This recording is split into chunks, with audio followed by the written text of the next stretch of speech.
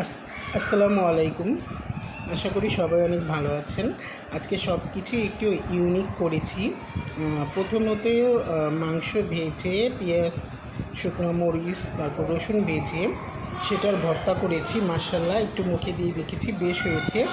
এরপরে কাঁচকলা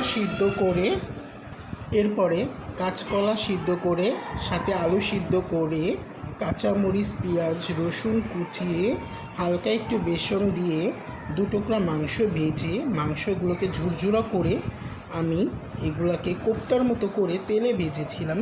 দেখুন কালারটাও বেশ এসেছে এবং খেতেও কিন্তু বেশ লেগেছে। আমি খেয়েও দেখেছি, বলতে পারেন যে আপনি আগেই টেস্ট করেছেন। হ্যাঁ, আমি আগেই টেস্ট করেছি। মাশাআল্লাহ অনেক ভালো হয়েছে।